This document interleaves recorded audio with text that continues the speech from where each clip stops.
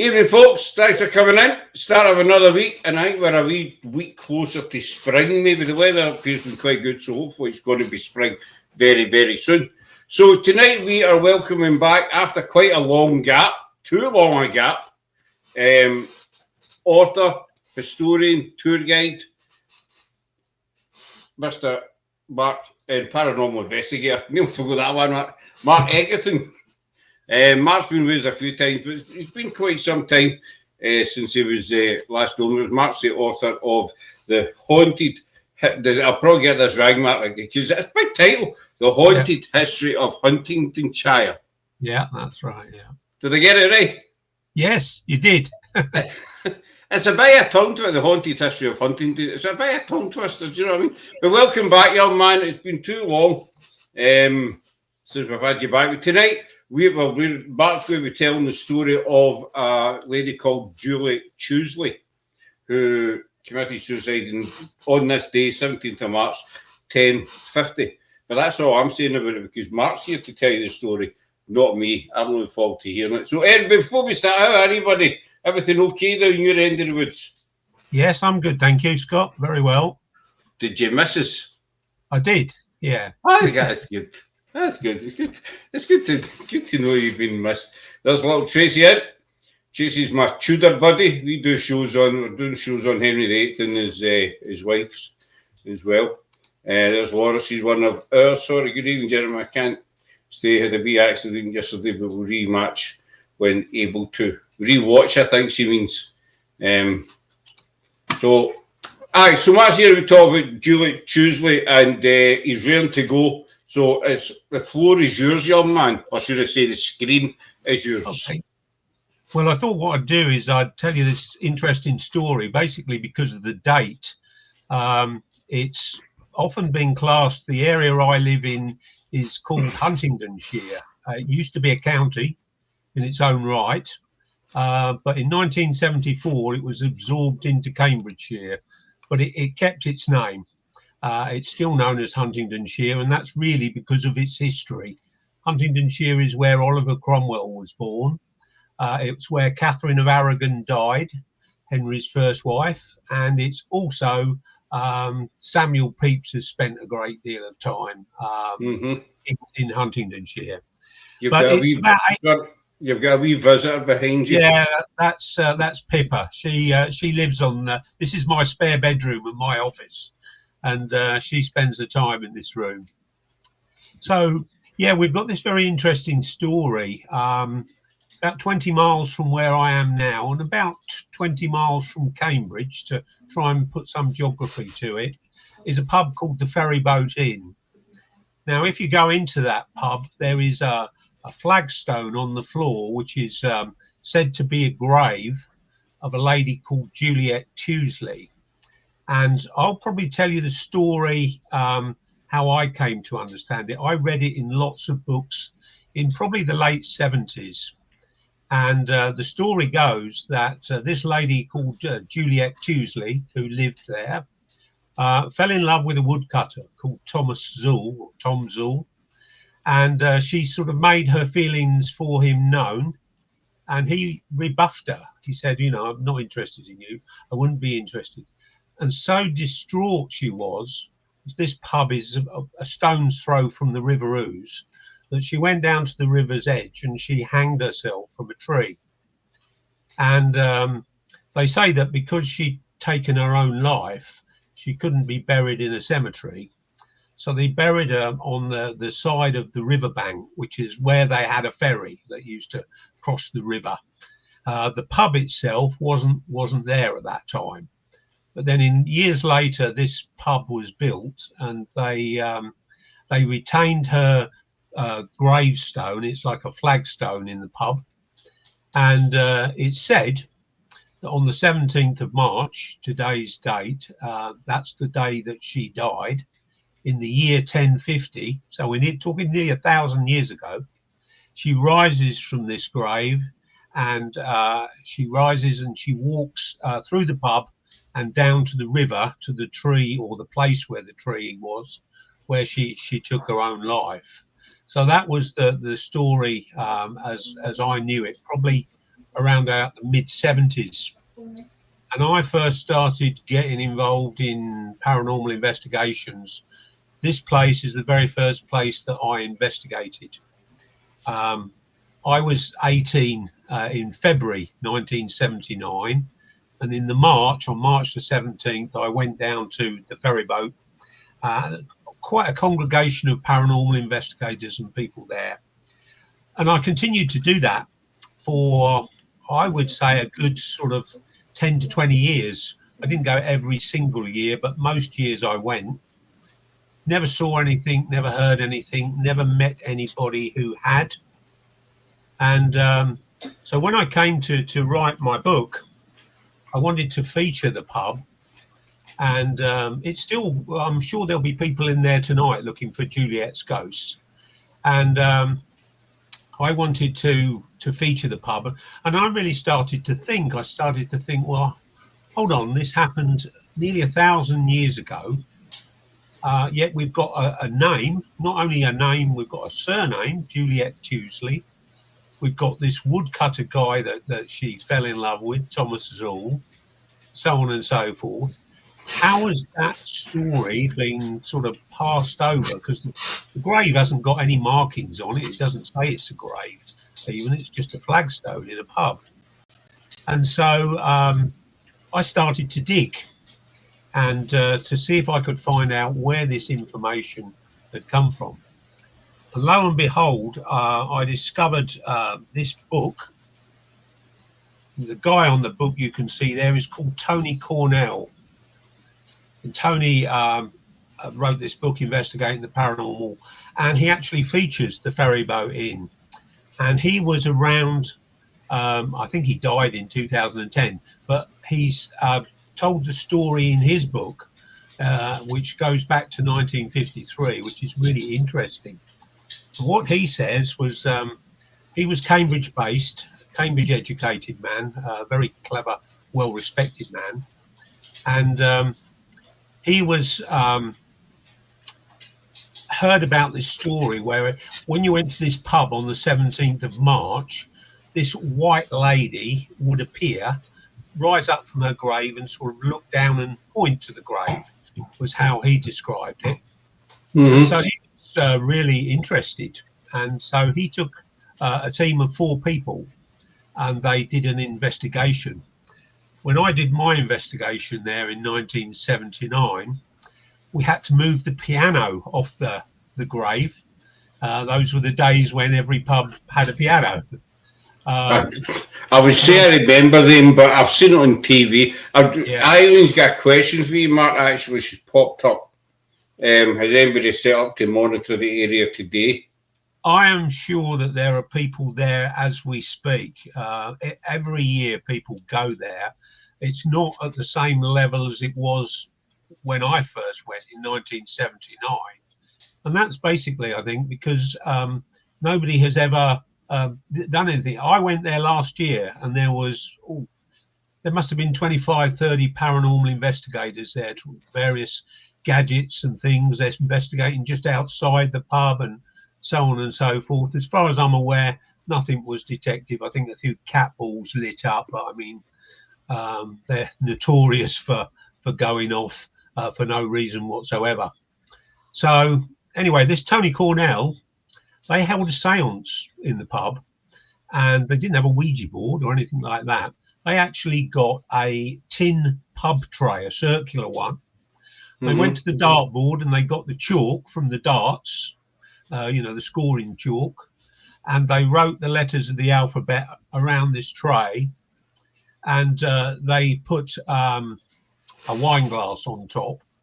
And it was from this seance that they extracted the name Juliet Tewsley and her lover, Thomas Zool, and various other information. She told them that she'd hanged herself and that it was on the 17th of March in the year 1050 and stuff like that. So it was quite interesting. Now, 1950s was in the days when pubs used to shut at about 10:30.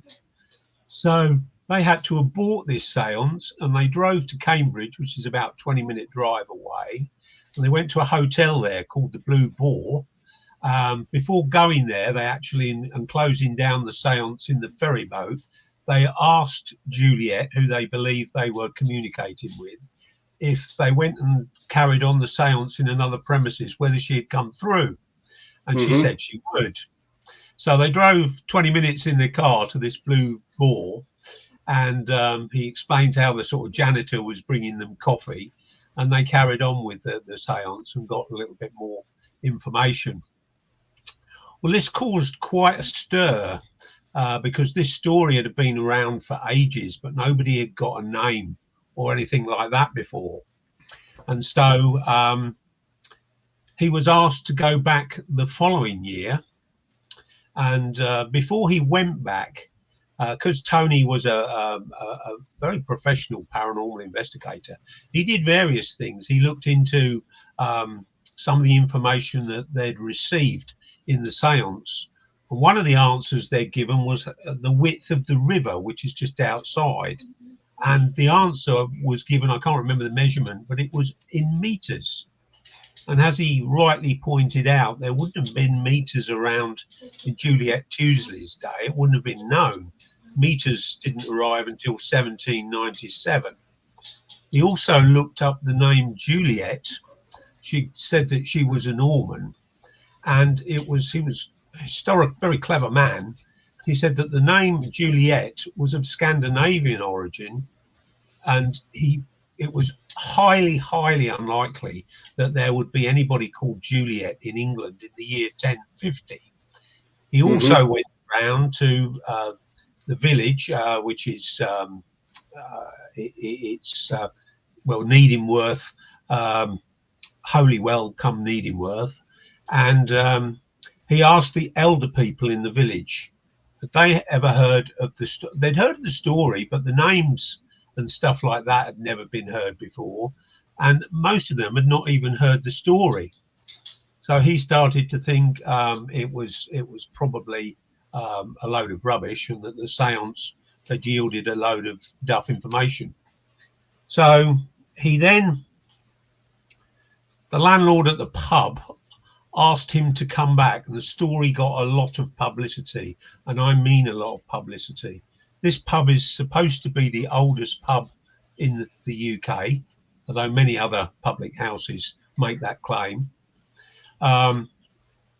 He said the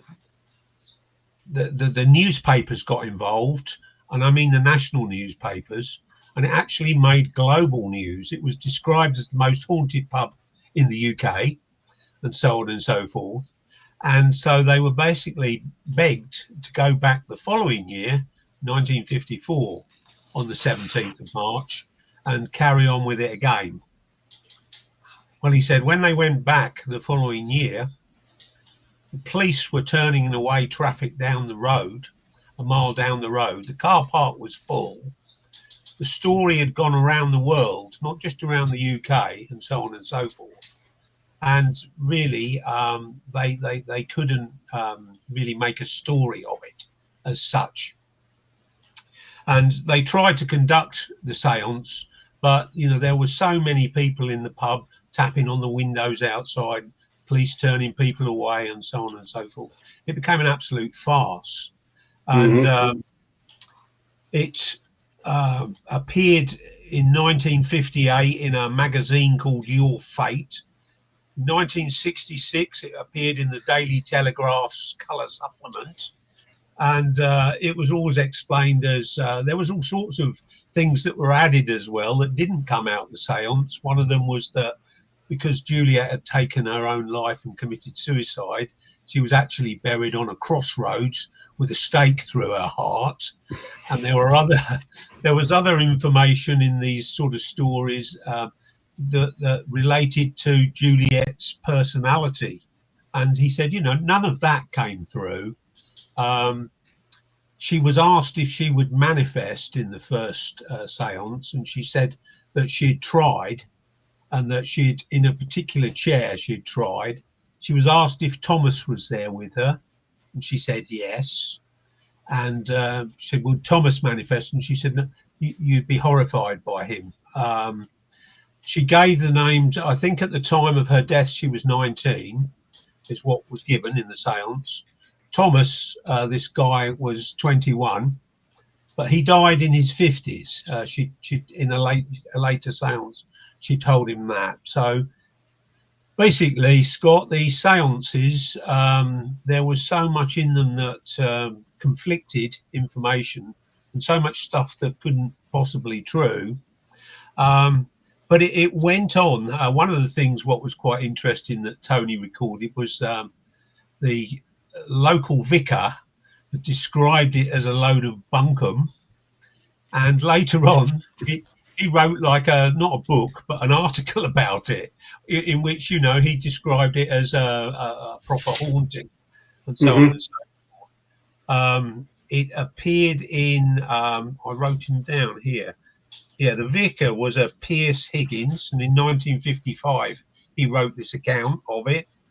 In 1974 there was a book by J. Foreman called Haunted East Anglia. In 1984 there was Haunted Pubs in Britain and Ireland, written by M. Alexander. These all contain the story of the Ferryboat Inn, and Tony said that if you actually read these stories, there's so much of it that's fabricated and that is not true or can't be true. And interestingly enough, in 1985, Guy Playfair, who you may have heard of, he was the guy with Maurice Grosse and the Enfield haunting. Aye. He's famous, that Guy Playfair. He authored a book called The Haunted Pub Guide, and that again contains the story of Juliet Tewsley. And again, he said, you know, a lot of it is all conjecture and fabrication, you know, not true at all. So yes, I've spent a number of years in the early, when I first started investigating in 1979, I was religiously going every year, and because nothing ever happened, I sort of started going every other year. But I would imagine that through the sort of late 70s to the sort of mid 80s, I was going at least once every 2 years, never experienced anything. And being a local man, I've kept my eye on the place. I have only found one person who has said that they have had a paranormal incident there. And this was an electrician who was working up in the attic, not on the 17th of March, during the day. And he said that whilst he was in the attic, he felt a hand in the middle of his back give him a push. It was a push, not a shove. You know, he didn't go flying, and so on and so forth. But he is the only person, and I've been aware of the story since the mid 70s, but he's the only person that I've actually come across that has actually said he's encountered something in that pub. I mean, it's a beautiful pub, don't get me wrong, but I don't think the story is accurate. There's Irene says, you know, stuff of myth and legend. There's a couple of things that spring to my mind. You know, I mean, the story goes that that's where this lady's buried, and you know, underneath the stone. So when the pub was built, do you think people were? Is it? Well, first off, have they ever been able to prove that she is actually buried there? You know, I mean, I know you get ground radar and stuff like that. I don't think anybody's done anything that sophisticated. I am of the opinion, and I can't prove this, that her grave has moved. Because I've been going there so many years. When I went there last, which was last year, I hadn't been for a while, and I went there on the 17th. And my initial thoughts were, this looks really different. It doesn't look like I remember it. And the actual, as I mentioned to you earlier, I got a photo of the gravestone, or the flagstone, whichever you want to call it. And another little interesting thing that I should have mentioned was Tony Cornell, when he did his investigations, he'd been told that if you stood on this gravestone on the 17th of March and you put your feet diagonally across the corners, it would rock. And it did indeed rock. The first time I went there, it rocked. But I've been going there since 1979. It has always rocked. And I wish when I was there last year, I should have perhaps tried the flagstone that was there. But I'm pretty sure that the grave has been moved. So I don't think there is a body there. Also, as well, you know, this girl is not famous. So if she was buried by the side of the river, as they say, then there might have been a grave marker which was honoured. But, you know, if you're going to build a pub there, would you build it on top of a grave? See, that's what I was going to ask. Just stick this up. If she was buried in the riverbank, subterranean or shifty substantial over time, I imagine quite a wee bit over 1,000 years. That's what I was going to ask, Mark. You know, when they came to build the pub, you know, were they aware?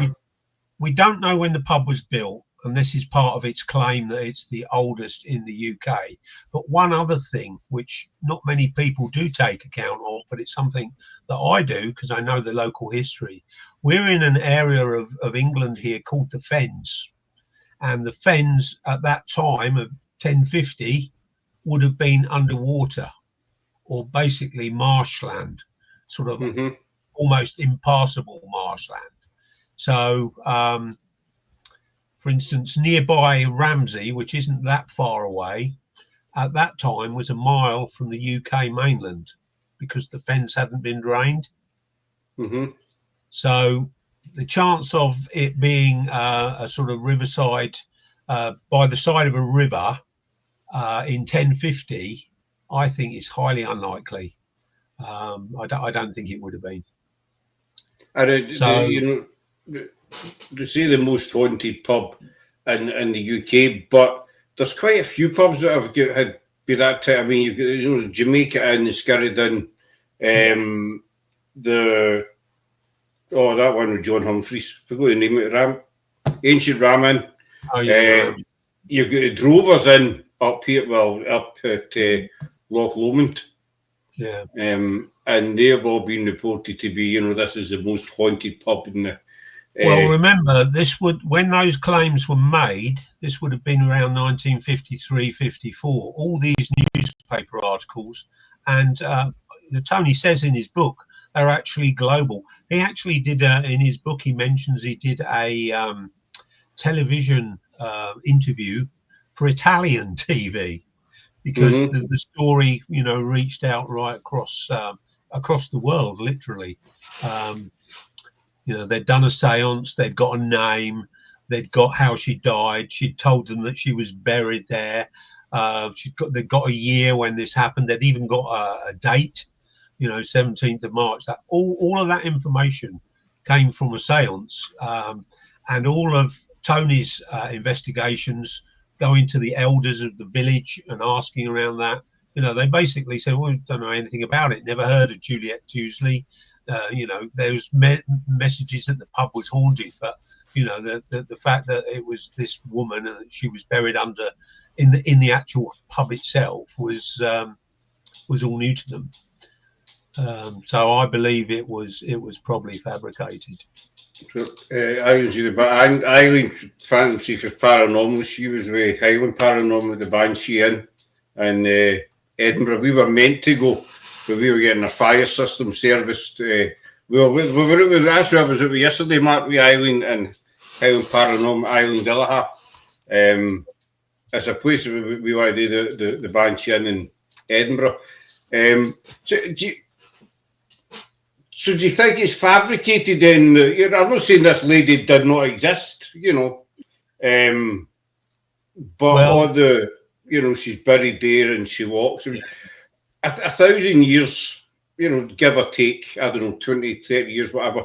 Is any member of staff or anybody ever witnessed anything? Because you see, I know you mentioned the electrician, but you would think that there would be other things happening Yeah. You know, where it'd be lights flickering or chairs moving, you know, the usual kind of stuff. Well, I would say the only thing to contradict that would be the fact that this is supposed to be an anniversary haunting. It only happens on one day of the year. That's always as it was sold as. So basically, you could argue that you wouldn't expect activity at any other time except on the 17th of March. However, having been there myself, I would think at least 20 times since 1979. You know, I've never witnessed anything. I've never met any other paranormal investigators there who have or know anybody who has. And the evidence that Tony Cornell put in his book, which is why when my book came out here locally, people were, oh, you know, you've ditched the Ferryboat Inn, you know. And I said, yeah, I have. I said, I've concluded that, you know, it's not genuine. And I've given lots of reasons. Some of them I've mentioned to you here tonight as to why. And I said, not only have, you know, I've given reasons, I've actually been there myself on the day it's supposed to happen. And I would think that over a 20-year period, if nothing's happened, it's not likely to happen. I mean, you've been in the business for over 40 years, you know, and you were trained by the best of them, you know. Yeah, well, I actually met Tony Cornell. I didn't know that he'd written this. Well, he hadn't written this book at the time. My uncle, Trevor Kenwood, who was a long-term Ghost Club member, and he was the cousin of Peter Underwood, who was the Ghost Club president for 30-odd years. And Trevor introduced me to Tony and said, you know, this guy is a really eminent paranormal investigator. You know, he treats it as a policeman would a criminal investigation. And at the same time, he applies the scientific methods that were around. I mean, there are a lot more methods around today that you would call scientific. I mean, if you can call them that. Science will tell you that it's scientific only if it's proven. And most of the gadgets and gizmos that we've got out there, unfortunately, they don't. There's nothing scientific to prove that they work. But yeah, Tony was very meticulous. As I said, you know, he went back after the first séance and spoke to the elders in the village. He looked up the name and Juliet, found it was of Scandinavian origin, and it was very unlikely to be in the country at that time. I've sort of chucked in my own things, you know, that area where Needingworth, Holywell is what would have been the Fens. I think they weren't drained until the sort of 17th, 18th century. I mind you saying about on another show that used to be about the marshland. What we, I mean, here's a daft question, right? And I don't know. In my mind, it's plausible, but that's my mind, you know. Yeah. Is it? I mean, I'm not disputing that this gentleman Tony picked up, you know, bits and pieces of information. I'm not putting him doing in any way, whatever. Is it possible that the stuff that, you know, was relayed through to him was for somebody just, I don't know, somebody trying on some other kind of spirit giving them false information? That's possible. I mean, Tony was quite scientific, and he was of the mind that the Ouija board is all about the subconscious. In other words, the 3 or 4, I think there was 4 people using the Ouija board. What they were thinking in their mind as the story developed, they were moving it around. Hello, Kate. So it was an interesting concept. You know, I don't think that Tony Cornell, knowing of him, I didn't know him very well. I only met him once for about a couple of hours. I don't think he would be the sort of person who would take somebody with him to do a séance who he didn't trust implicitly.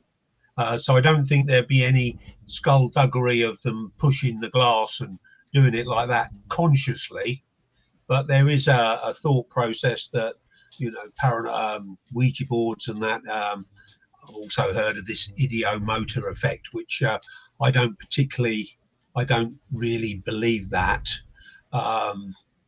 You've got the subconscious mind. In other words, when you're four people sitting around a board with your finger on it, and a story starts to develop, you're thinking what the next word is going to be that it spells out, and subconsciously that's what causes it to move. The idiomotor effect is quite different. The idiomotor effect works on the principles that there are very tiny, minute vibrations that are traveling through our bodies. We can't even detect them. And so if you get 3 or 4 people with their hand on a glass, then that's what's these little tiny vibrations are causing the glass to move. I don't actually agree with that, because I quite like using a glass and doing glass work. And there are instances when the glass doesn't move at all. Now, I'm not a scientist, but to my logic, if you've got these little vibrations traveling through our bodies all the time, we don't even know they're there, then surely the glass would move every time if that's what's causing it to move. It would move. I think it would move, you know, whether it be millimeters or, you know, whatever. That's something called the idiomotor effect, and you know, I don't subscribe to that for the reasons I just gave. If there are tiny vibrations, which I don't doubt that there probably is, that, you know, some scientific instrument can measure, and 4 of us put our hands on a glass, that those minute vibrations that we're not even aware of could move that glass around the board. If you've ever done glass work, Scott, I don't know if you have, sometimes that glass will go all over the place. Sometimes it will just move fractionally, but sometimes it'll go all over the place. Other times it doesn't move at all, which makes me think, you know, if these tiny vibrations are always there, then logic to me says that the glass would move every time, because all the people with their fingers on it have got these tiny vibrations going on. So is there any, do you know, any history? I know records back then, you know, were probably crap. Let's say, you know, record keeping up until up here up to about the 1800s wasn't very, very good. Is there any records or whatever that could prove the existence of this, you know, this woodcutter? Yeah, no, there wouldn't be, because if we're assuming that the information given at the séance was right, we're going back to 1050. There weren't many people who could read and write then.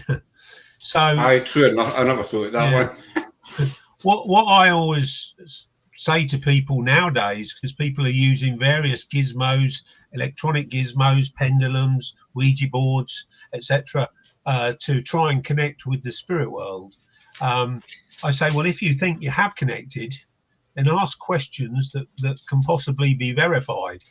For instance, if you're going back in time and it's not farther back than 500 years, these ancestry websites, census reports. So if you ask people, what's your name? When were you born? When did you die? Were you married? Did you have children? They're records that they'll probably be, as long as you're not going back more than 500-600 years, that you can actually find on an ancestry website. And therefore, you would be able to prove that whatever you were connecting with was giving you information that is on record elsewhere. You can back it up. If you I always say to people, if you've got something and you believe that you're communicating with somebody, or the spirit of somebody, then, you know, ask things like their birthday, ask things like were they married, what their job was, did they have any children when they died, because these are facts that are, can go back quite a long way now. We've got records, so, you know, going back at least 500 years. We've done that. Our girls have done that a couple of occasions. picked up on names and stuff, and we've been able to get back. Again, the girls have been able to get back and find, that these people did exist and what have you. One of the occasions is Loudon where Wee Island was yesterday. We've had names and stuff like that, and we've been able to have a look back and confirm. Plus, with Loudon, there's a connection. There's a farm nearby. We've had information about the farm, which we're quite lucky. We've got access to the farm, and we've been able to back it up, that way. Sometimes you've seen with the name Juliet, it's a Scandinavian origin. As you say, it's highly. Sorry? That's what Tony says in his book, and it's spelt Juliet, not the French way, which is Juliet. That was the name they were given at the seance. Tewsley was the surname. However, this in my book and in Tony's book, there are the transcripts from these seances, so they're quite interesting. Tony's book is not easy to get hold of. It's out of print now. I had a quick look today, just out of interest. I went onto Amazon and I had a look at eBay. Neither of them had got stock of it. I had a look as well at Abe Books, ABE. This is selling now for about 120 quid because it's out of print, and he's quite a famous person in the paranormal world. He was sort of one of those pioneering parapsychologists. So I've had that one, I think, about 15 years. I think I got it. I think he died. I'm not sure of this, but I think he died in 2010, Tony Cornell. And I managed to get a copy of that book around then. But yeah, his book has got lots of sort of paranormal investigations in, and it's quite an interesting read if you can get hold of a copy. So he was quite a credible gentleman then. Oh, so, very much. As we were saying just a short time ago, maybe somebody was at it. Is it possible that maybe the spirit that was at it, whoever might not have been this lady, it could have been Tom, Dick, or Harry, anyway. Yeah. And they were, because let's face it, spirit still has a sense of humour. Oh, yeah, without. And who's to say that? I mean, some people say, oh, no, that's a crap idea. But who's to say it is? Whether it's impossible that the spirit was saying, you came here to talk to somebody, I'm going to kid on I'm that person, and or I'm going to just say make up stuff for you and have a laugh. What's interesting is when you're dowsing, I mean, because basically if you're using a Ouija board, you're dowsing, or if you're using a pendulum, you're dowsing, or rods or whatever you're using to dowse. There's only really the Ouija board that one of the hardest things to get in a name is the surname. You can, with a pendulum, you can say, does your name begin with A, B, C, or D? And no, okay, does it begin with E, F, G, A? And then, yes, you can then narrow it down and find the exact letter. And then you can, if it's F, you come out with Fred and, names that are very common. But getting a surname is quite difficult. Ouija board is probably the only place when you can do this. And the transcripts of the seances that are in his book, and also I put them in my book, they're filled with errors. I mean, there's lots of errors. The answers that they were getting didn't make sense. For instance, in the second seance that he did in 1954, he'd done the first one in 53, he was given the date 1050.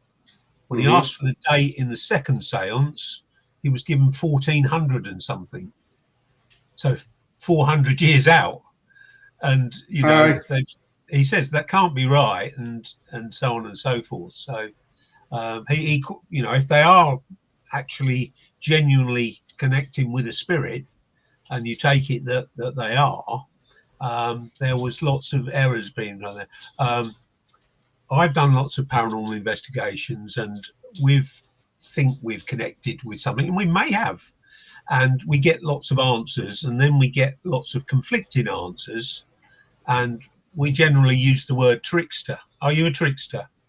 And yes, you know, they will say yes, they are, and you can almost feel them laughing at you if you are connected. Aye, because they still like a laugh and a joke, even on the other side. They still like a laugh and a joke. Or is it? These are just my thoughts, right? Is it possible that when they did the seances, that they were actually picking up on multiple spirits who were giving their own answers to whatever questions were not housekeeper. You know, this gentleman was asking questions, and it was multiple spirits that were just getting in there and giving their answers about their self. Do you know what I mean? Yeah, I understand what you're saying, but the answer to that is obviously you don't know. Much the same as we don't know that they were genuinely connecting with Juliet Tewsley. There's no way of finding out or proving it, is there really? All we can look at is the answers that we were given, and we can pick some holes in the answers that were given on the basis of just trying to look here, and because I put a paperclip in the book to see if I can find anything. Because who are you? I am Juliet. Where did you die? Here. How did you die? Hanged. Why were you hanged? Because I loved Thomas. When did you die? 1050. Was this house built then? No. How did you hang? It is my grave. Is your grave in this room? Yes. Is your grave in this half of the room? No. Where is your grave? Behind David. Under the stone. Yes. What should we do tonight? Give me help. And so it goes on. You know, there's quite a bit of it. But he said that it took them some considerable time to get that information. I've read a lot of it out to you in a relatively short time, but you obviously a seance yeah, the Ouija board would have been a lot. Yeah, because you'd be spelling out every word, wouldn't you? Yeah. We don't use the Ouija board. I've used it once with GSI when we did Sherwood Forest about 2.5 years ago. It was a Halloween time investigation we did down there, and I used the Ouija board for Ralph, one of their guys. He's been doing the Ouija board for about 30 odd years. So, because folk had always asked me, you know, why do you do the Ouija? I said, well, I don't know anything about it. But GSI, they were one of the first teams we ever interviewed way back, and we've got quite a close relationship with them. So it started off as a bit of a joke, because John, one of the founders, he hates iron brew. Don't know why, but he hates it. So, and they'd always been on it as a bit of a Ouija board. I said, right, I'll make a deal with you. You drink a can of iron brew, and I'll do the Ouija board with you. So, you know, he drank iron brew. So it was Ralph I was doing it with, and say he knows what he's doing. And I actually found it quite relaxing. I don't know if that's normal or not, but we were only doing it for about 10 minutes. But they said to me after it, so what did you think? I said, it's actually quite relaxing doing it. I don't know if that's weird or whatever, you know. Well, I've been using the Ouija board. I think the late 70s that I used the Ouija board for the first time, and I was lucky because I got trained by Underwood, and he basically told me a lot of things. So he said it's perfectly safe. He said if you know, all you hear these horror stories, he said, are basically Hollywood, and he said there are a few things that you need to recall. One thing he taught me was to, when I was doing it, to hold my finger not on the glass, you know, as if I'm putting my finger down on the glass, the side of my finger. He said, because if you hold it on the side of your finger, if anybody in the group with you is mucking about and pushing or pulling, if their finger's on sideways, when your finger's on the top, sort of pressing down sort of on the top of the glass like that, you can see people moving around. But if it's on the side, you will see their elbows move. But one thing he taught me, and I've not forgotten it, Scott, and I tend to share it with anyone that I have. He says, if you ever seem to connect with anything which is unpleasant, he said, the first thing to do is to make it aware, whatever it is, that it's not welcome. And said, once you've made it aware it's not welcome, pick up your stuff and leave the room and just leave it. He said, don't get messed with it. And I've probably had that, and I've been doing it since the late 70s. And I could probably count on one hand the amount of times I've encountered something that has felt unpleasant, which I didn't like. And I've always done that, and I've never come to any harm. Eileen's saying she's used it for years, validation 100%. Melee communication tool, no problems, too much by telehypnosis and hysteria. I'm not saying anything against the Ouija board.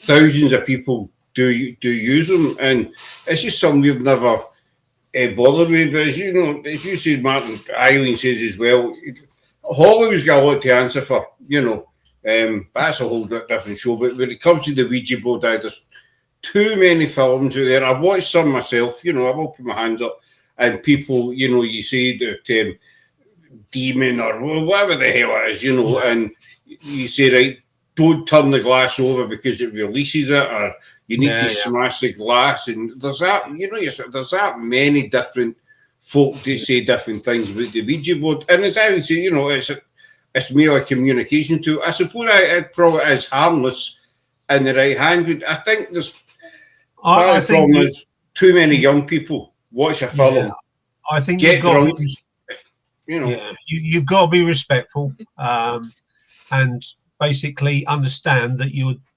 dealing with something we don't properly understand. And so if you, as I was taught, if you encounter anything that's unpleasant, Underwood taught me, he said, make it clear to it it's not welcome. Do not welcome it in. He said, whatever you do, do not welcome it in. And then once you've told it that it's not wanted and you're not welcoming it, take your group, get up and go. And I've always done that, and I've probably, I think, done it about 3 times. But I've never had any problems with it. And to be honest, I wasn't really having any problems with those instances. I just felt that there was something there that was hostile, if that makes sense. It wasn't hurting me, it wasn't doing anything to me, but I just, or others in the group felt it, and so I thought, well, you've got to put the safety of the group first. If there's one of them that doesn't feel comfortable, who's to say that she's wrong and we're all right, not thinking anything. So I shut down the session and get up and go. We've had that once, a Ouija board. We had that to I think I told you, Canongate Kirk in Edinburgh a few years ago now.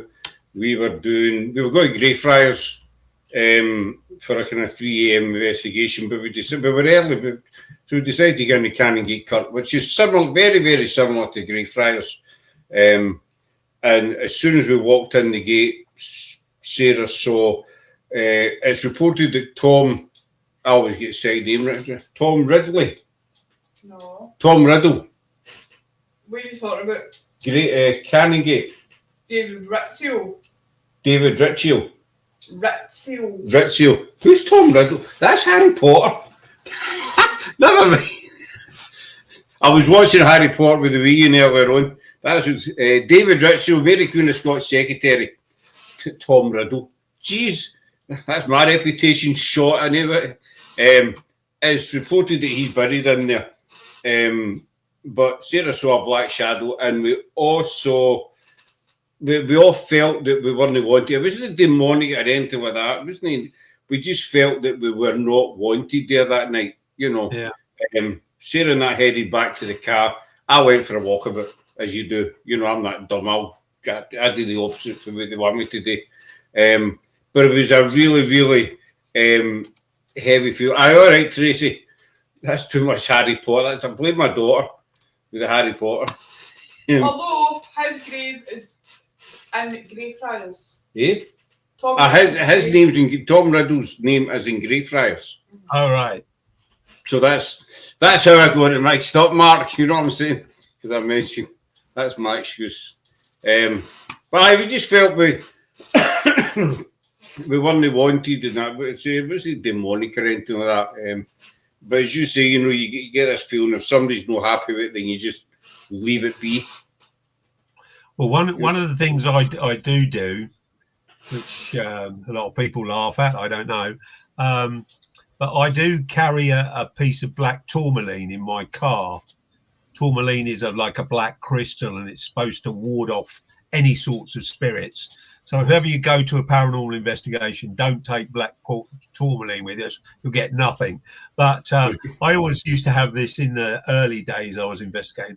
I used to have this fear of I'd be going home 2 o'clock 3 o'clock in the morning, and I'd glance in my rearview mirror, and there's something sitting in the back seat. So someone said to me, he said, he said, just get a piece of black tourmaline, put it in the glove box of your car, and every car I've had, I've just transferred that. And whether it works or not, I don't know, but I've never had any problems. So, maybe, so I think, well, why take a chance and take it out? No, don't. Just if it's worked up to now, then just keep, doing it.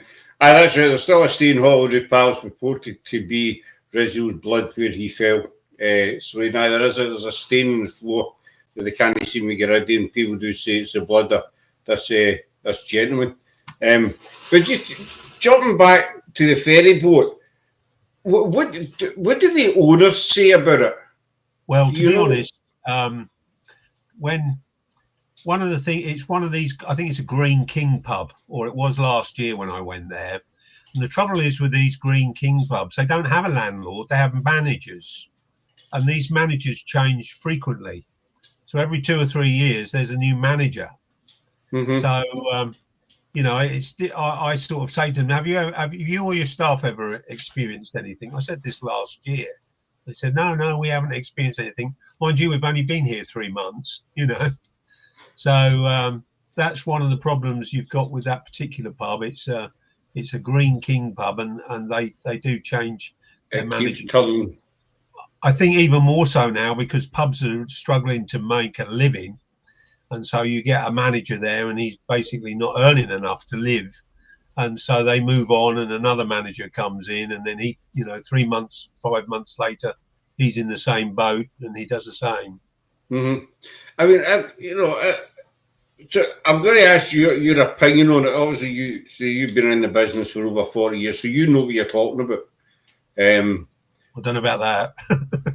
Well, you're well respected in the paranormal field. Put it that way. What's your honest opinion of it?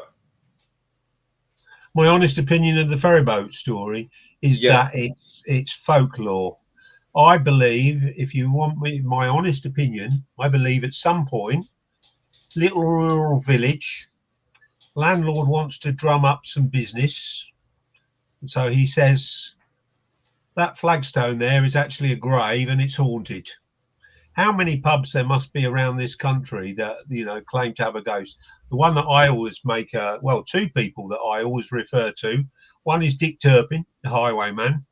If you go around this country, nearly every other pub has either been visited or haunted by Dick Turpin. We've got two here in Huntingdonshire, and Huntingdonshire is only 35 miles by 25 miles, so it's not a large area. The other one is one of probably Huntingdonshire's most famous resident, Oliver Cromwell. Cromwell, if you actually look into places that are haunted, why would you want to haunt more than one place? Cromwell has got about 15. There's 3 of them in Huntingdon, within a stone throw of Huntingdon Market Square. They're all in my book. I could find absolutely nothing to there has paranormal activity been reported, but when you analyse that activity, there's nothing to link it or prove that it's Oliver Cromwell who's responsible whatsoever. So, it's not credible. Yes, there is activity here. It's been reported, but is it Oliver Cromwell?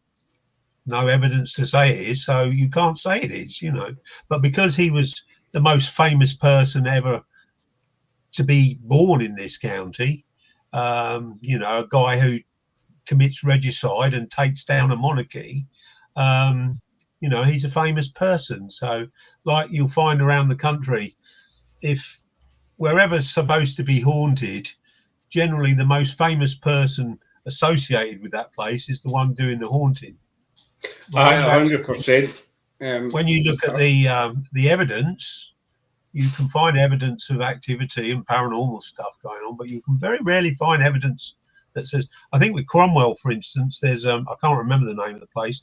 There's a house over in Norfolk, in the Norwich area, and he was supposed to haunt there. And apparently they had a portrait of him on the stairs when he was a young man, and some woman said that he manifested in this property. It's a big old country house on the stairs, I think it was, and she recognized him from the portrait. That's the only of all the various Cromwell haunts, that's the only one where a witness has actually said something that you know is possibly credible. But even then, Cromwell was famous in his later years. He was a nobody until he was well into his 40s.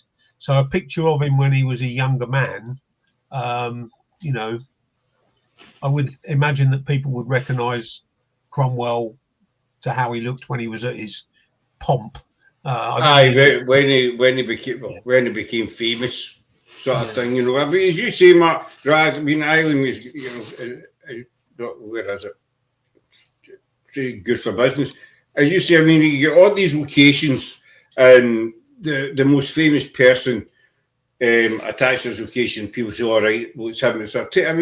Take Anne Boleyn, for example. She's meant to haunt about 7 or 8 different locations, you know.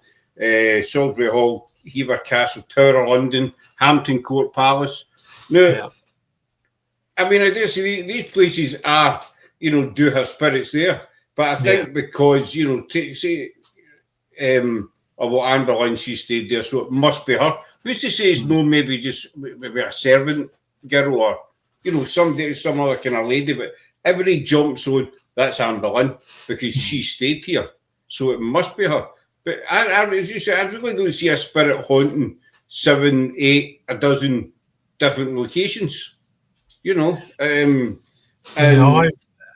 you know, you have to look at it. One of the things that I do, particularly if I investigate a hotel or a pub, which are notoriously difficult to investigate because normally you do paranormal investigations on a Friday night or a Saturday night, which are the days that pubs and hotels are at their busiest.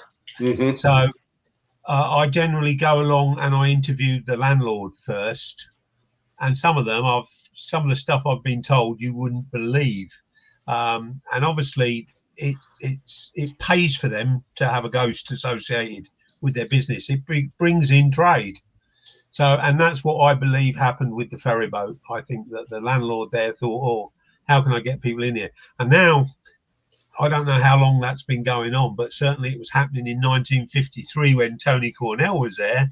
And I'll guarantee you it will be going on tonight. There'll be people there looking for Juliet Tewsley. So they'll be spending money at the bar and giving them trade. But that's just as Eileen says, it's good for business. It's the same as, you know, Pendle Hill. Yeah. You know, you get people every year gather on Pendle Hill, but nothing ever happened on the hill.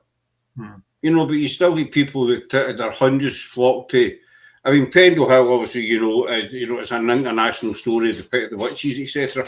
But everybody seems to gather on the hill. And I spoke to Simon Entwistle quite a few times. He spoke about this. We don't understand why they go to the hill because nothing ever happened. That's just a hill, you know, but they seem to congregate onto this one bit and no anywhere else, you know. And again, the most famous island, you know, that's Greyfriars Kirkyard with George Mackenzie. You know, we've been there many times. There is an atmosphere. You do feel like you're getting watched, but everybody just jumps on.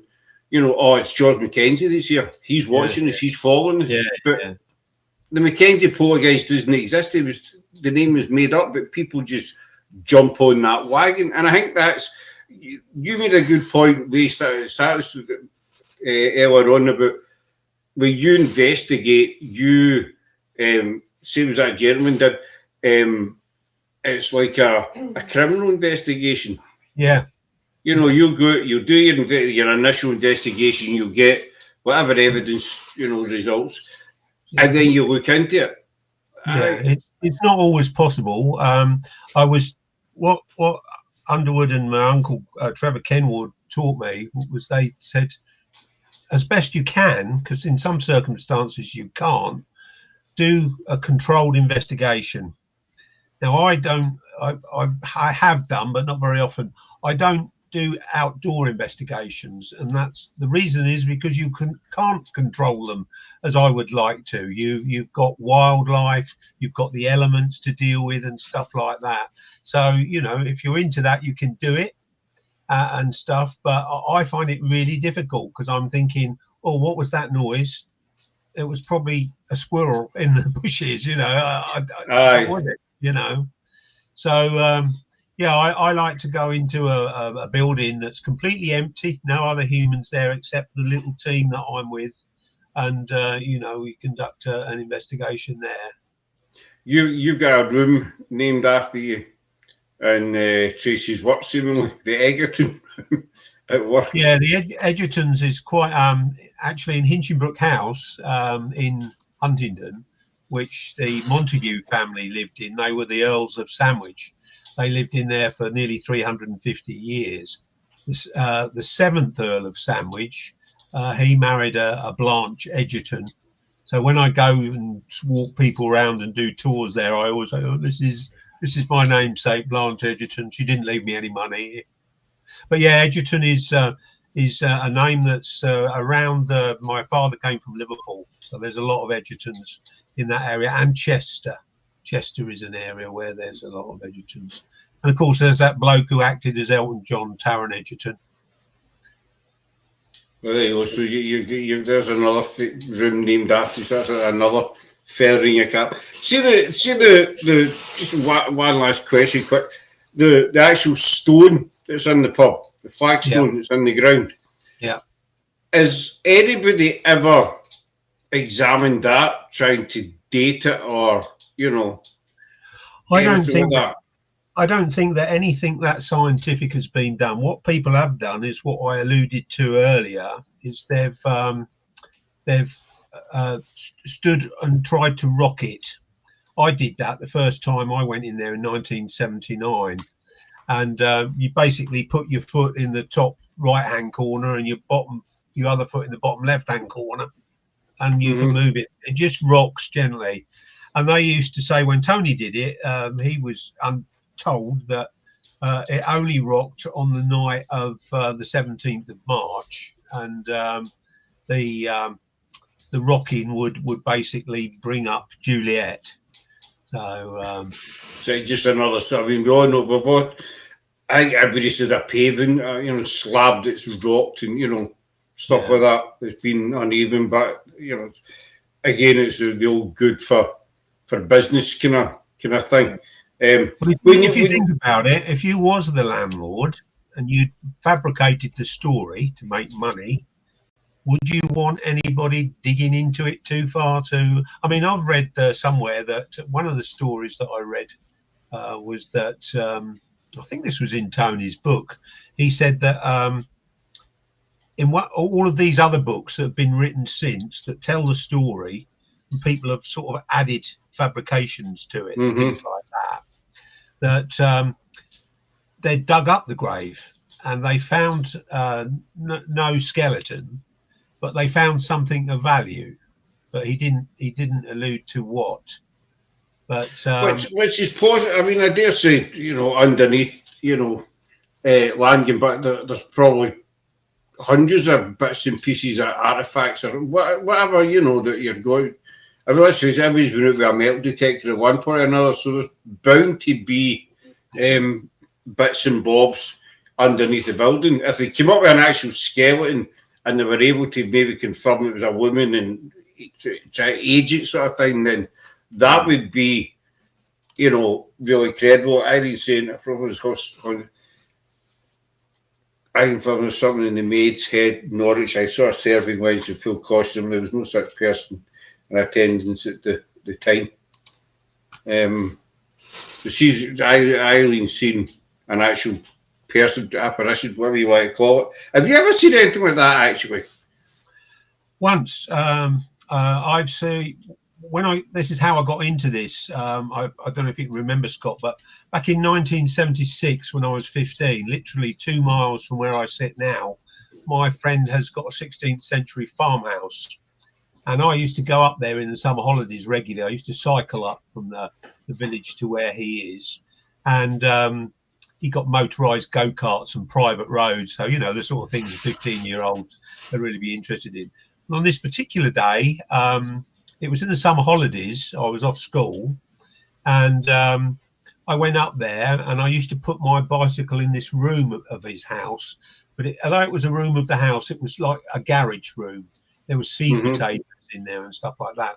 On this particular occasion, I propped my bike up, as I'd done countless times, and I went to walk towards the door. And as I walked towards the door, it was like walking into a walk-in freezer. And as I walked forward, I looked over my right-hand shoulder. I don't know why I did that. And there was what I could only describe as a monk. It was a friend of mine, David Phelps. He's a really good friend of mine. He was best man at my wedding.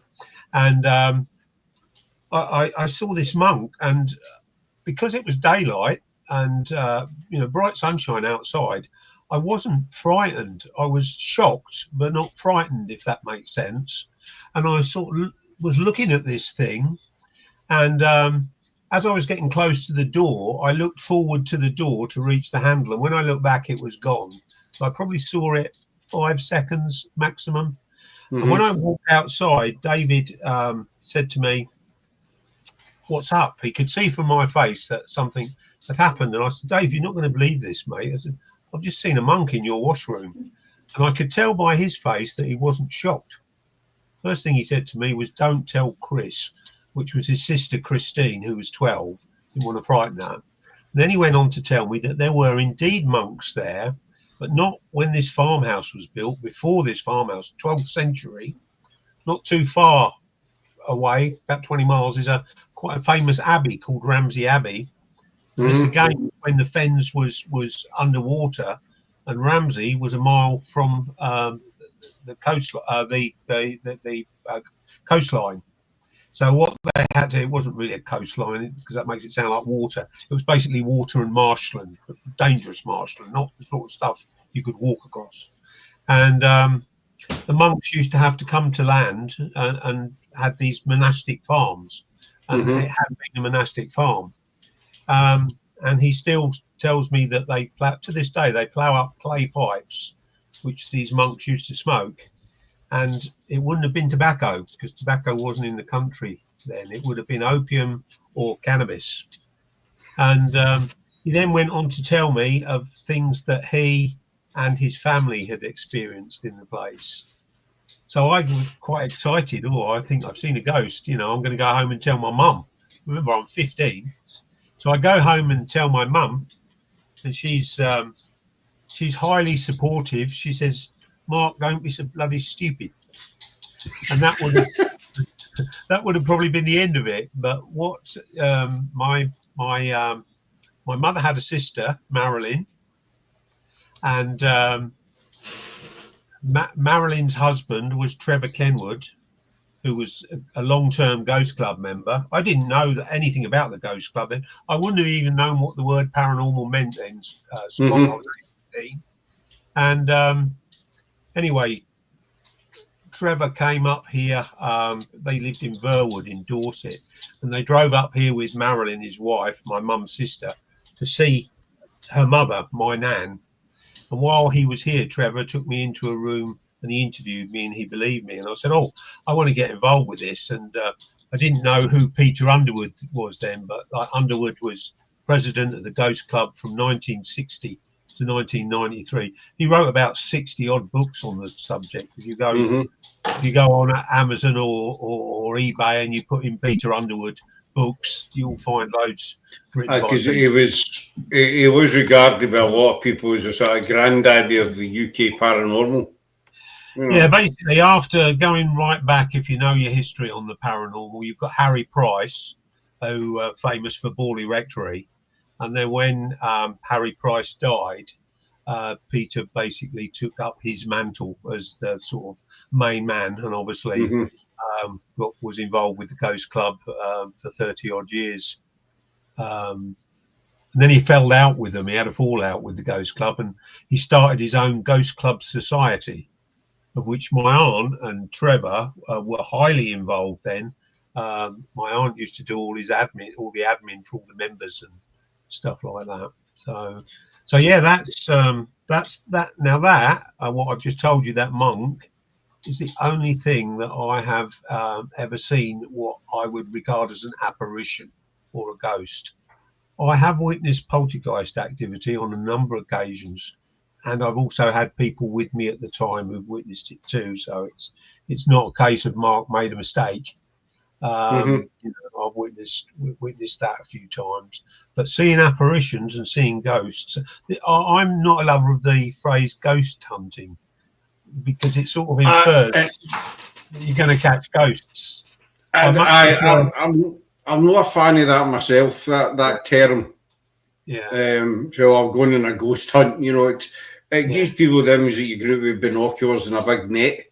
Yeah. You know, like, going to hunt some ghosts and bring them home. I prefer the word investigating, because that's really what you're doing. Like I said, you know, instead of you should conduct a paranormal investigation like you conduct a criminal investigation. And hunting first prey. Tracy says happy monks would have. They would have been happy. They would be stoned 24/7 if they were smoking cannabis or opium, you know, whatever. But I mean, seeing an apparition, I mean, I'm convinced, and I say I'm convinced, I'm not convinced at Loudon, where we were yesterday, we've been there many minutes, that we were there one day, and I looked over to my left, and I told the folks about this yesterday, and it was a millisecond, I could swear I saw a little girl peek out from behind this massive big bush.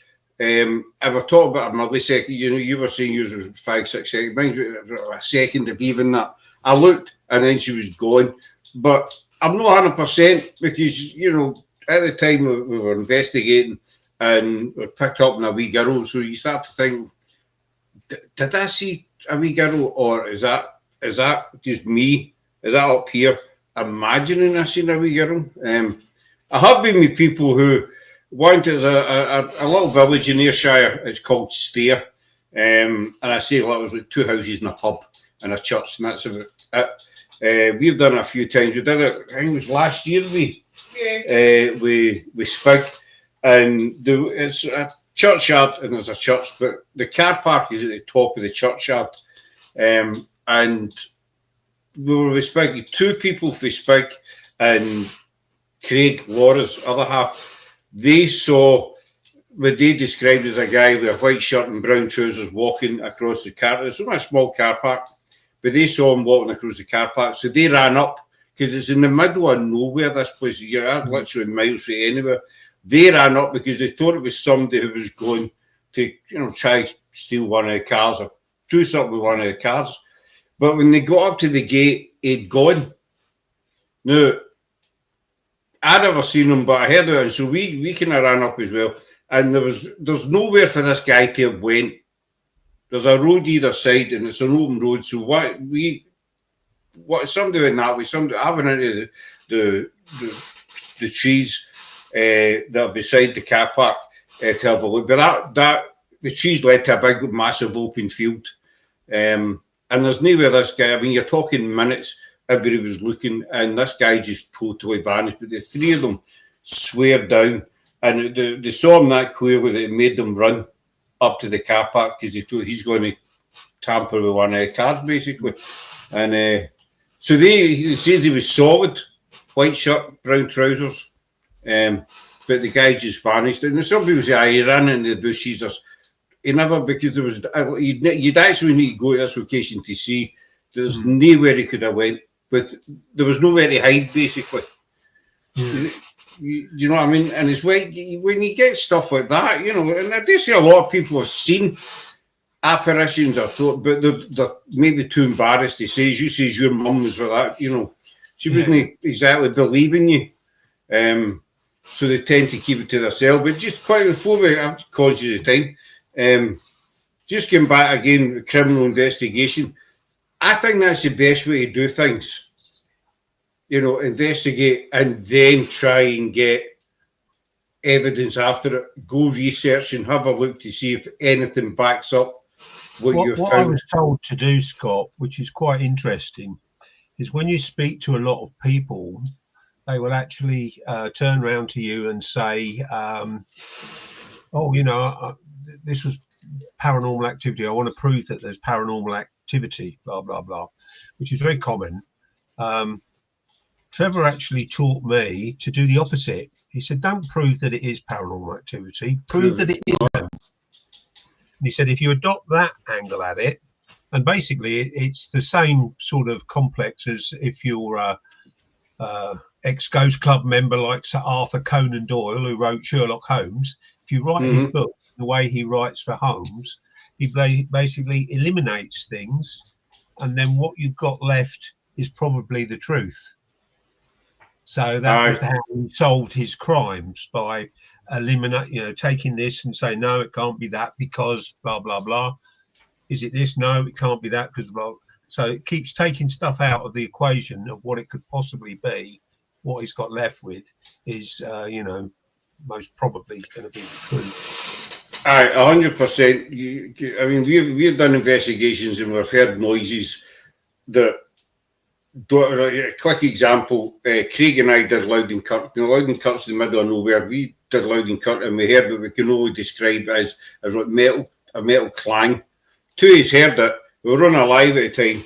But so we went looking, you know, on the live, and we could not find anything that would have made that noise. There was nothing there. So I totally agree when you get noises or whatever, then debunk first, and then whatever's left in the pot, you think, right, well, that's what we're left with. So, I think round about the time just before COVID, I went to a joint meeting of the SPR in London and the Ghost Club, and they were sort of talking about evidence of the paranormal, and they were talking in particular about photographs or videos, and they were saying that with CGI and things like Photoshop, we've now reached the time where you cannot accept a video or a photograph as evidence of the paranormal, because it could have been manipulated.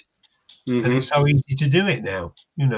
You can watch a film on TV and see Godzilla jumping over a wall and stuff like that, and it looks as real. So I sort of said, well, actually, what have you got to do now to prove that you've seen something? What do? Do you pop it in your pocket and bring it with you, and then at a meeting like this, bring it out and say, here it is, Exactly, Mark. I mean, you need to ask yourself the question, what is evidence of the paranormal? As you were saying about videos and photographs, but I think a lot of the, if you need disrespect to them, they overlook the fact that no all spirits can do the same, when it comes to evidence-wise. Some can maybe move a cup, others can't. Do you know what I mean? It's the same in the physical life. Some people can do things that others can't. But if you get a K2 going off, for instance, for absolutely no reason at all, you get it going off in command, is that evidence? Do people actually believe that? Do you know what I mean? Yes, I think from a personal point of view, I would say that I would started to use an EMF meter. Must be 20 odd years ago, easy, and I found it was quite a gadget then. But we live now in a world where everybody's got mobile phones, everybody's got a router in their house, everybody, every cars and that are going by us for emergency services, or taxi cabs who are on radios and stuff like that. So I always say, if you're using a device like an EMF meter, and you appear to be communicating with something, and it's responding on demand. You know, if you're there, light the light, please, and it lights the light, and you do that for I always say 2 minutes as a rough guide. Then really, if it is a taxi cab or somebody's mobile phone or something, the fact that it's responded for 2 minutes, I think you can rule out coincidence. Oh yes, you know, it was really just an ambulance going by on their radio at that moment in time. And I think that that's the only way that you can really do it. You want something, you want to be talking or communicating with something that's intelligent. So hopefully that's going to be responding on your demand. Ideally, you want to be in an environment where at least 2 people can see it and witness it. Because there are a lot of places now, if there's just one person who's seen it or experienced it, they don't accept it as no, if you're alone and you say, right, you know, I've seen this or I've seen that, people are going to doubt it. You know, it's just. I'll give you a quick example just before we wind up. We were saying about on demand. We did a power station. It's an old abandoned power a couple of years ago. I call it Smoking Ghost. I don't know if I've told you this or not. But I called it Smoking. There's 3 floors in this place. We've been up the stairs, top floor investigating. Didn't get very much. So we go, right, we'll come down the stairs and we'll do the bottom floor. But we're on the staircase and we stopped for a quick chat, cigarette. We weren't live or anything, you know, so our phones were in flight mode and that, so we weren't doing any lives or anything. And I put the K2 on the stairs because previously there'd been activity picked up on this particular staircase. So I lit up a cigarette and it was more or less a joke. I said, you know, if there's any spirits here that would like a cigarette, can you make that black box go to yellow? And it went to yellow. And I said, if you want a cigarette, can you do that again for me, please? And it went to yellow. So now there's no power in this place. It's just an empty building. I said, right, so I took a cigarette out and I put it down on the step. I said, right, this is for you. I'm going to leave this here for you, you know. And I said, if you're going to say thank you, can you make that go to yellow again? And it went to yellow. And then I said, if you're happy with me leaving your cigarette, can you do it one last time? And I'll leave that cigarette there for you. And I did it again. And it's stuff like that. I said there was no electronic gadgets, there was no taxis around because it's in the middle of nowhere. But that was 4 times it happened. So I called it. Somebody says to me, you're going to leave that cigarette there. I says, aye, because I promised whoever this is, I'm going to leave it. So if I take it away, then I'm breaking a promise to them, basically. So I call that the Smoking Ghost. I think it's when you get stuff like that, you know, it's hard to debunk, would you say? Yeah, and I think ultimately, I've sort of reached the conclusion now. My interest in the paranormal is not to prove to the whole world that the paranormal exists. I go on an investigation, and if I actually feel I've got something that's paranormal, I basically just satisfy myself, and I don't care whether the guy in the next door says, "Oh, you know, it's bouncing off a 5G satellite," and you know that's what you've picked up. I've also had some quite funny stories. I'll tell you one which is quite humorous. I think it was about 2015. I was investigating a place. Trying to think where it is now. It's on the south coast, Southampton way. I'm trying to think where it is. It's a museum and it's called Explosions. I'm sure if you Google it, you will find it. And this is a very old building, and it's where in the times of Admiral Nelson, they used to, it's right on the coast, literally a stone throw from the sea. And they used to keep black powder that was used to fire the cannons on all the boats, and they'd keep it stored in these places. Now, they call them magazines, the various rooms where the gunpowder was stored. And over the years, there's been sort of accidents and people have lost their lives, explosions. You're working with a highly flammable thing.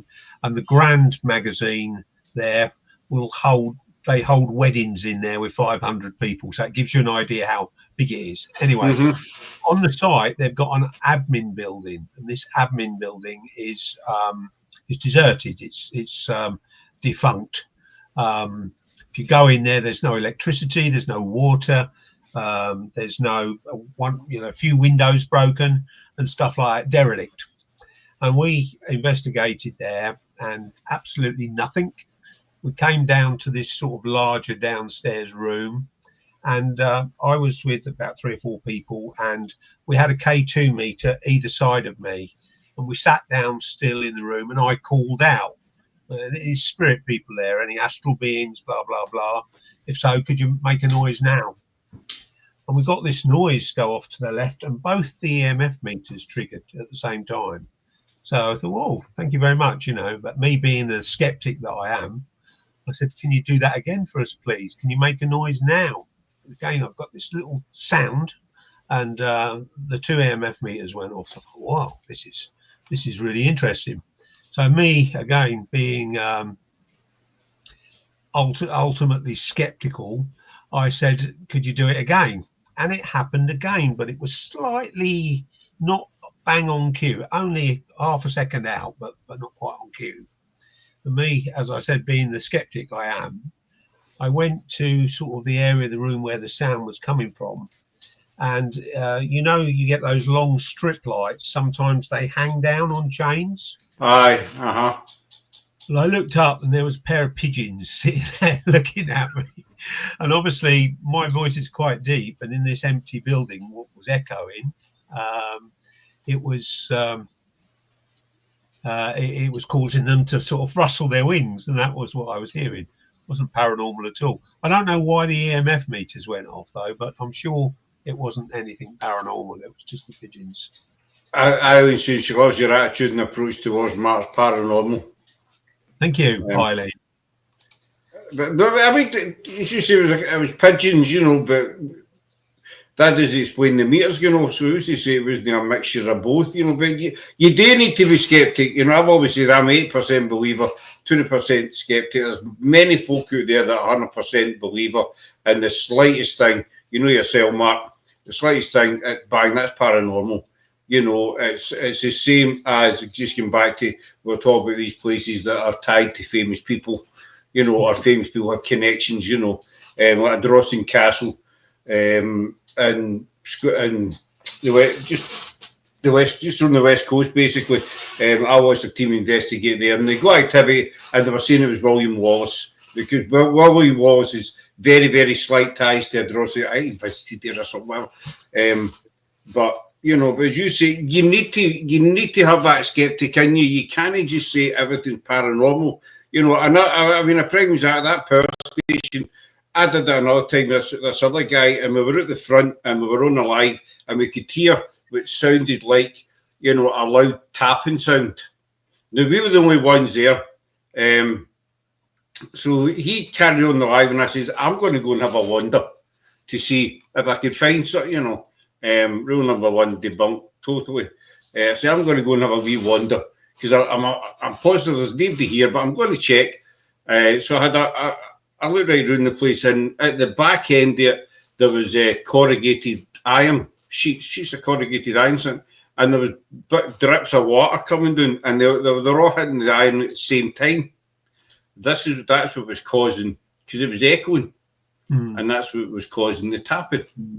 Whereas I know we know teams that would say that's a spirit tapping that they're trying to talk to us, or some bollocks like that, Sometimes it's just as satisfying to debunk something as it is to actually come up with something and think, what the hell is that? And actually work out what it is.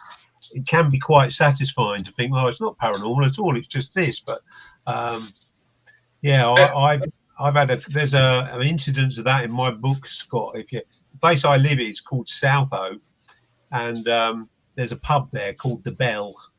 And I had an instance in there where I thought I'd seen something paranormal that I'd never seen before, and it wasn't. But I mean, it was bizarre what it was. Another thing that I've seen quite a lot. I say quite a lot. I can think of 2 occasions where I actually caught it on film. had people on investigations, spooky place, and they think that they've seen a ghost, and they're genuinely terrified, and they run. And then when you catch up with them and you say, what happened, and they give you this, I had this, I had that, blah blah blah, and then this came out, that came out, stuff like that. I had a couple of instances like that where, unbeknown to them, they're being recorded, infrared camera. Mm-hmm. So we actually can play it back and see what happened. And I think that what happens in a lot of cases, and with a lot of ghost stories that come about, people have an instance where they get spooked at something that's probably perfectly normal, natural, and they run away, and then they sort of think, that was a bit embarrassing. I'm going to have to tell people this, and so they make it a bit more worse. So that the ghost colour it in a wee bit, and that could have happened with Juliet Tewsley. We've got a white lady who's under here. Then over the years, it's just got sort of blown out and stuff like that. But like I said, if it does go back to 1050, which I very much doubt, there'll be people in there tonight on the 17th of March, and there'll be people next year on the 17th of March looking for Juliet Tewsley. So I'm just going to wind it up now, but just one question, what would your reaction be if as you say, they've been going in there for every year for many, many years, what would your reaction be if somebody actually did come up with 100% proof that the legend was caught a legend, the legend was true? Well, I suppose it would be, when you say 100% proof, if there's 20 odd paranormal investigators here and Juliet rose from her grave and they all witnessed it, then you'd have to take notice of it.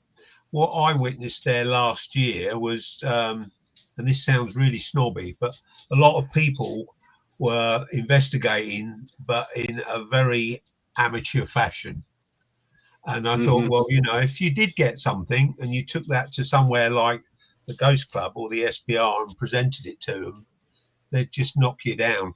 And you may have genuinely witnessed it, but the way you've carried out the investigation and what you say, and they've picked up some anomalies in there. And it gets down to how do you prove it's paranormal? I tend to now have made the decision that I'm not doing this just to prove to Joe Blogs and the rest of the world that the paranormal exists. If I could do that and it happened, then I'd be very, you'd make a lot of money, I would think. But ultimately speaking, I just satisfy myself whether it's paranormal or not. And that's good enough for me. We're the same. We're not doing this to prove to the world the paranormal's real. We're doing it because we love doing it, basically. And we are curious, like thousands of other teams, people, groups, whatever. We are curious to see. I mean, we do believe that there is something out there, but we're curious. But we just do it because we love it. It's important, Scott, that if you are doing it as you're not experienced and you're doing it as an amateur, and you're actually enjoying yourself and having fun, what's wrong with that? We've had people tell us in the past, way back, you are investigating the wrong way and what have you. I say, what's the right wrong, mate? We're no professional or anything. We're just who we are, and we go and we investigate and we have a bit of a laugh and a giggle. We have a good night, and we go, we've enjoyed ourselves. If we get something, then it's a bonus. If we don't get anything, then fine. A lot of people do overlook the social side of it. If you've got, like, I've got a little group, we're called Rising Phoenix. There's only about 10 of us, and we don't go out very often. But when we do, it's even more special because we don't go out every month. And we all live all over the place. So when we do get together, we haven't seen one another for a long time. And, we have some fun and we enjoy it and we take it seriously. Don't get me wrong. But, we don't take ourselves seriously enough to worry if we make a mistake or things like that. There's teams out there that take it far too. No doubt you're seeing them yourself. Take it far too serious, and at the end of the night, they've no got anything about. They're raging and all the rest of it. But we're the kind of attitude, same as yourself, Mark. That if we spend 4 or 5 hours at a location and we get nothing, just was new at night, but we still had a good time. So that. Well, what I did was, I mean, to be fair, of all the years I've been doing this, and when you asked me about the apparition that I'd seen, my sort of reason, I'm 64 now, my reason for carrying it on really is to hopefully see another apparition before I become a ghost myself. So, you never know, you could see one tomorrow. Yeah. You never know. So basically, I adopt that sort of attitude that that's ultimately what I would like to do. But I don't take myself I don't take myself sort of seriously that I'm going to make mistakes and that. There are no experts in this field, No, there isn't. I did as you know, I made a program with the Paranormal Lockdown at Hinchinbrook House, and I looked at some of the stuff that they do, and I'm thinking, well, you've got the money of TV behind you. This is amateurish, And when you take it too serious, I think it stops being fun. Yeah. You need to go. Don't get me wrong. As I say, if you go X amount of hours, you come home and nothing. Yeah, there is a wee bit of disappointment. You didn't get anything. It's a shame. I wish we'd got something. But however, so you do get that tiny bit of disappointment, but it doesn't ruin your life or anything. But you do get these people that take it far, far too serious, and we're going to do this, and we must get it. You don't need to get evidence. If you get evidence, then great. Well, what I found, Scott, in all the years I've been doing it, and these are only ballpark figures, but I would say that 50% of the time, nothing happens. Probably 45% of the time, stuff happens that you can, if you can't explain it, you can probably explain it. So you live for that 5%. So really, a lot of it is spent, actually doing nothing. So I learned to have an appreciation when I was in places like 2 miles from me here. I got Buckton Towers, and Catherine of Aragon was there, and I'm sitting there in the knot garden at 2 a.m, and I'm thinking, God, Catherine of Aragon sat here and made lace. I've got an appreciation for the history and the building, because nothing's happening paranormal. It doesn't mean I don't enjoy myself. I'm the same. You're sitting at a historical place. You think, you say Catherine of Aragon could be, William Waller. Why do you think people that passed here and sat here? The other thing that I like is the anticipation. I think I've said this to you before. If you're sitting there and nothing's happening, it's the feeling that you don't know what's going to happen in the next 60 seconds, 5 minutes. Maybe nothing will happen, but you just don't know that, and it's the waiting and the no knowing that I tend to enjoy as well. Well, I've been known to liken it to fishing. You go fishing, you sit by this place on the riverbank, and you sit there. You don't get a bite, you don't catch nothing. You go there the following day, same place, same time, and you get all sorts of stuff. You're catching fish all the while, and that's what it's like. That's why we were coming our own island was there. Loudon Kirk. We've been doing that for about 3 years, and I know I've spoke to you before about it. But we went there now. I was saying to folk yesterday as well. We went there sometimes. I don't know many investigations we've done there, now, dozens. But we went there sometimes, and we'll maybe get a flash of a cat ball or a flicker of a K2, and then we went other nights, and it's been totally nuts. It's been activity constantly, and it's been a really kind of busy night for the spirits, if you want to put it that way. But as with fishing, you could go one day and catch a minnow, go next day and catch a shark. You don't know, and that's what that's a bit I love as well. You just don't know. And at the end of the day, it's all down to spirit. If spirit don't want to talk to you, then you're coming home with an empty bag. Basically, you could have a spirit sitting next to you all night, but if they don't want to know you, then you're not going to know them. They'll just sit and watch you and think, you know what, I'm going to sit here and watch you, but I don't want to talk to you. And I dare say it's happened to many people. There's been spirit right next to them, but they just don't want to communicate. They're just being nosy or, you know, well, whatever. But I think we'll wind up there because that's an hour and 3/4 we've been on. But I'll keep a hold of you after we come off for a wee second. So where can people find you, Mark? Well, I'm in Huntingdonshire. I've got a Facebook page, which is called, after the book, The Haunted History of Huntingdonshire. It's a bit of a mouthful. That is a bit of tongue twister, as I said at the start. I've got two Facebook pages, actually. One of them is called Haunted History. The Haunted History of Huntingdonshire, everything in that group is Huntingdonshire based. But outside, I mean, I've been up to Edinburgh and done some of the sites up your way and around the country. And basically, I put a lot of them on the Haunted History site. But if they can find the Haunted History of Huntingdonshire page on Facebook, then pinned at the top of that is a link to the other group. So I can send them to you, Scott, if you want. That's fine, and I can stick them on the page. Cheers, Eileen, Doc. Thanks, Eileen. But so give this guy a look up. He's going. I'll put the links up on the page, and you can go jump into him and follow him. And the guy knows his stuff. And as you're witnessing tonight, he's no a BSer. You know, he just says it how it is, and he does know stuff. But we're going to wind it up. You will be seeing him again, and there'll not be such a big gap this time. I do promise it'll be a shorter gap or a smaller gap, if that makes sense.